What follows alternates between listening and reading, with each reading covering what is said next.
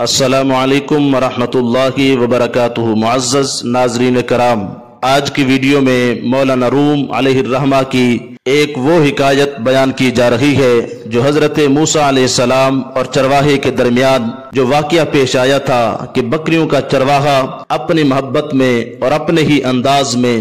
اللہ رب العزت کو نہ جانے کیا سے کیا کہتا جا رہا تھا، اور حضرت موسیٰ علیہ السلام نے دیکھتے ہی اسے ڈانٹ دیا تھا، اور پھر اللہ تعالیٰ کی طرف سے موسیٰ علیہ السلام کو کیا جواب ملا۔ تو سنیے، حضرت موسیٰ علیہ السلام کے زمانے میں ایک مجذوب شخص جو اللہ تعالیٰ کی محبت و عشق میں دیوانہ وار اور اللہ رب العزت کا عاشق صادق بکریاں چرایا کرتا تھا، اور پہاڑوں کی گھاٹیوں میں مخلوق خدا سے دور عشق الہی اور محبت الہی میں روتا رہتا تھا، اور یوں ہی گھومتا پھرتا رہتا تھا، اور اللہ رب العزت سے یوں دعا کیا کرتا تھا کہ اے خدا، اے میرے اللہ، اے میرے مولا، آپ مجھے کہاں ملیں گے؟ اگر آپ مجھے مل جاتے تو میں آپ کا نوکر بن جاتا اور آپ کے سر میں کنگھی کیا کرتا، اور آپ کو بھی اگر کوئی بیماری پیش آتی تو میں آپ کی تیمارداری اور بیمار پرسی کرتا اور خوب غمخواری کرتا۔ اے اللہ، اگر میں نے آپ کا گھر دیکھ لیا ہوتا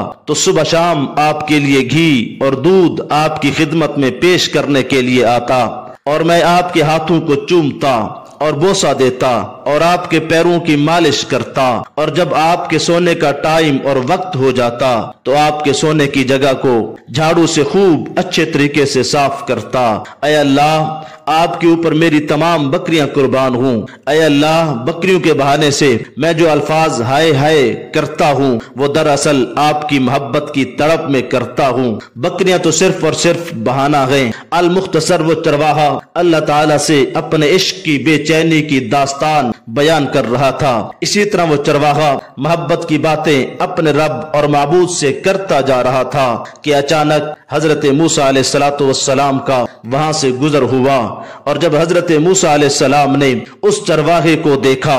اور ان کی باتوں کو سنا کہ اللہ رب العزت کی شان میں ایسے ویسے الفاظ بولتا جا رہا ہے، جب یہ باتیں سن لیں تو پھر آپ نے اس چرواہے سے ارشاد فرمایا، اے چرواہے، کیا اللہ تعالیٰ کو نوکر کی ضرورت ہے یا ان کا کوئی سر ہے کہ تو ان کے بالوں میں کنگھا کیا کرے گا؟ یا حق تعالیٰ کو بھوک اور پیاس لگتی ہے کہ تو ان کو بکریوں کا دودھ پلائے گا اور گھی دے گا؟ کیا اللہ تعالیٰ بیمار ہوتے ہیں جو تو ان کی تیمارداری اور غمخواری کرے گا؟ اے جاہل انسان، اللہ تعالیٰ کی ذات محتاجی کی تمام باتوں اور ہر عیب اور نقص اور ہر شے اور کمی سے پاک ہے۔ تو جلد توبہ کر ان ساری باتوں سے، تیری ان باتوں سے تو کفر لازم آتا ہے، بے عقل کی تو دوستی بھی دشمنی ہوتی ہے۔ اور فرمایا کہ اللہ تعالیٰ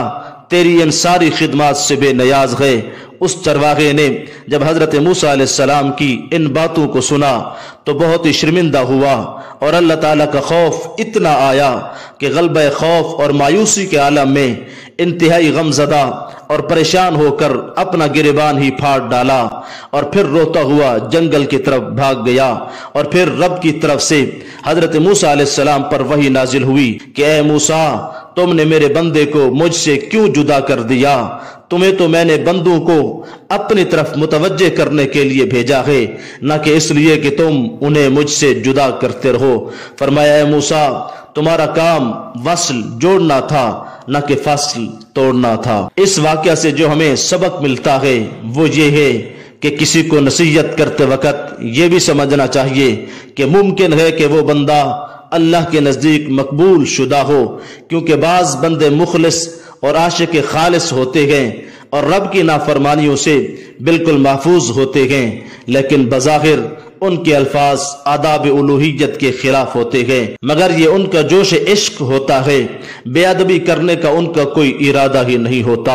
اس قصہ سے ہمیں ایک اور بھی سبق حاصل ہوتا ہے کہ کسی بندے کو اتنی سخت نصیحت بھی نہیں کرنی چاہیے جس سے وہ بندہ اللہ رب العزت کی رحمت سے مایوس ہو جائے، بلکہ جب بھی نصیحت کی جائے تو نصیحت کرنے میں اعتدال اور میانہ روی کا خاص خیال رکھنا چاہیے۔ لہٰذا اس سارے واقعہ سے معلوم ہوا کہ وہ بکریوں کا چرواہا اللہ رب العزت کے نزدیک مقبول بندہ تھا۔ اللہ رب العزت ہم سب کو